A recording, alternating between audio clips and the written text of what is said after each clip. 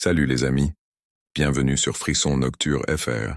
Aujourd'hui, on plonge dans une histoire absolument glaçante qui s'est passée chez nous, en France. C'est l'histoire d'un secret qui a dormi pendant 15 ans, juste au-dessus de la tête d'une famille. Accrochez-vous bien car la réalité dépasse souvent les films d'horreur. Imaginez la scène. Vous venez d'acheter la maison de vos rêves dans un petit village tranquille de l'est de la France, à Erstroff. C'est une vieille bâtisse qui a besoin d'un bon coup de neuf. Vous montez au grenier pour réparer une fuite d'eau urgente.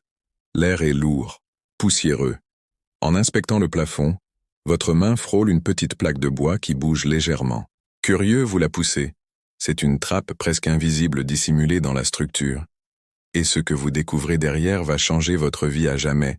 Un squelette humain, là, juste sous le toit. Le plus fou, il s'agit des restes de l'ancien propriétaire. Un homme qui avait mystérieusement disparu en 2009. Pendant 15 longues années, personne ne savait où il était passé. Les nouveaux propriétaires, un jeune couple, ont fait cette découverte macabre en 2023. En explorant ce recoin caché derrière les tuiles, ils ont senti cette odeur froide, stagnante. Et puis, ils les ont vus. Des os, blanchis par le temps, disposés dans cet espace exigu, à l'abri de tous les regards. Un silence de mort qui durait depuis une décennie et demie. Les gendarmes sont arrivés sur place et ont rapidement trouvé un autre indice encore plus troublant. À quelques centimètres seulement du corps, une corde était solidement attachée à une poutre de la charpente. L'hypothèse d'un geste désespéré est immédiatement devenue la piste principale pour les enquêteurs. Pensez-y. 15 ans à attendre dans le silence et l'obscurité, juste au-dessus des pièces où la vie continuait, où des gens riaient, dormaient, vivaient. Et c'est là que l'histoire prend une tournure encore plus poignante. L'épouse de cet homme a continué à vivre dans cette maison jusqu'en 2020. Pendant toutes ces années, elle a dormi, mangé, pleuré son mari disparu, sans jamais se douter qu'il était juste là, à quelques mètres au-dessus d'elle.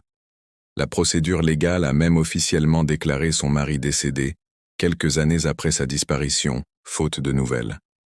Pendant ce temps, le secret, lui, était précieusement gardé par les murs du grenier. Cette histoire nous fait forcément réfléchir.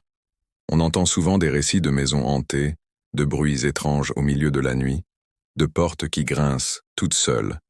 On imagine des présences, des fantômes. Mais parfois, ce qu'on prend pour du paranormal, c'est simplement la vérité. Une vérité tragique qu'on n'a pas encore découverte. Ce n'est pas un esprit qui hante les lieux, mais le poids d'un drame qui attend d'être révélé. Imaginez une seconde être à la place des habitants de cette maison.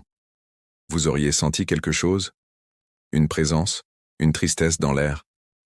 Auriez-vous eu le courage de monter seul dans ce grenier, la nuit? Finalement, les restes ont été délicatement récupérés pour être autopsiés et formellement identifiés grâce à l'ADN. Un chapitre se referme pour cette famille, mais une question universelle demeure. Combien d'autres maisons, en France et ailleurs, cachent encore de tels secrets? Combien de squelettes, au sens propre comme au figuré, dorment dans nos greniers? Merci d'avoir suivi cette histoire incroyable jusqu'au bout. Si elle vous a interpellé, n'hésitez pas à laisser un commentaire et de vous abonner